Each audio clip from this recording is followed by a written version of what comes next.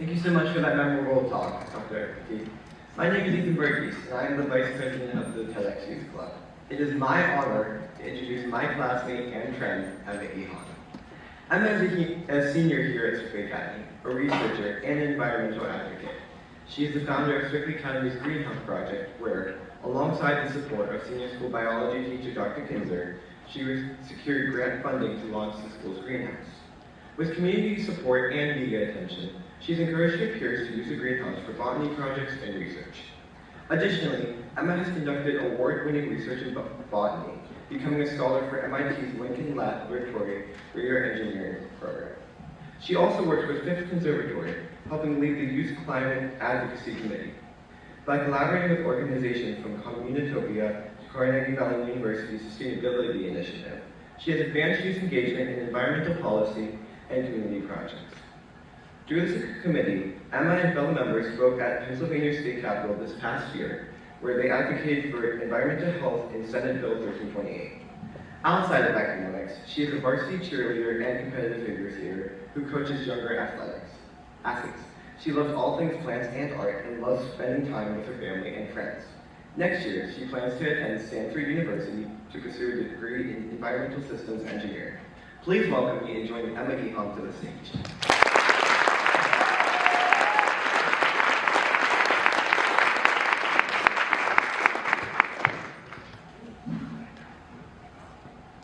Hi everyone, thank you so much Ethan for that amazing introduction, and thank you all for coming today. So when we're taught about service, we're often told that service always starts with a desire to help others. But that's not always the case.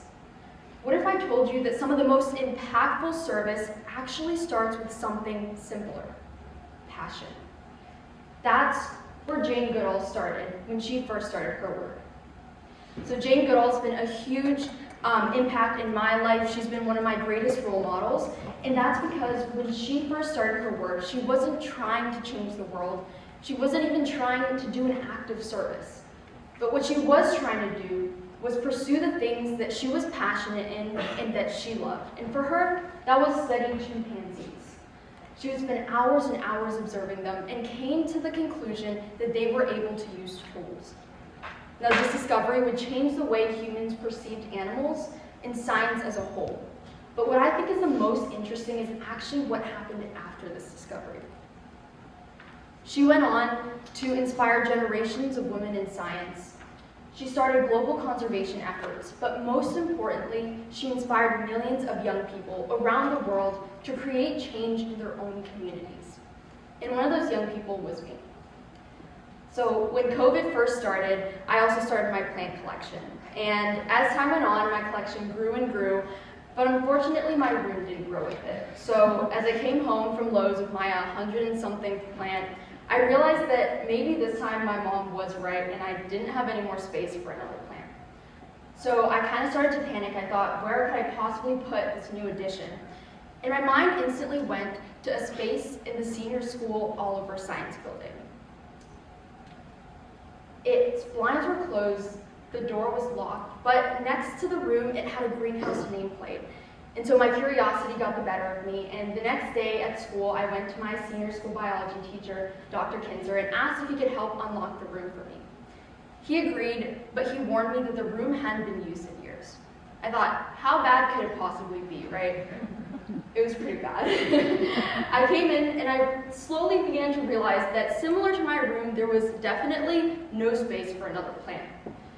But nonetheless, I took a step in, took another step in, and then there was no more room to take another step because the ground was filled with pots, soil, miscellaneous things. But what I did notice was Dr. Kinzer's avocado tree. It was thriving, and right next to it, these huge south-facing windows. And in those two things, I saw potential. So for the next few weeks, I spent my lunch periods and free periods cleaning, sweeping, organizing, and thankfully my hard work did pay off because after 3 years, this is what the greenhouse looks like today. Little did I know 3 years ago when I started this greenhouse that by simply opening a space for my extra plants, I would end up bringing together a community. I became friends with the janitors who graciously helped clean the greenhouse when I didn't have time. I became friends with the lunch staff, Mr. Ben, who would give me his extra lettuce propagations he was growing. And students, staff, and even alumni would come back to spend time in this space and relax from a stressful day. And that's where I would start my service journey. And as the greenhouse grew, so did my curiosity. So I wanted to explore my passion for environmental science outside of school.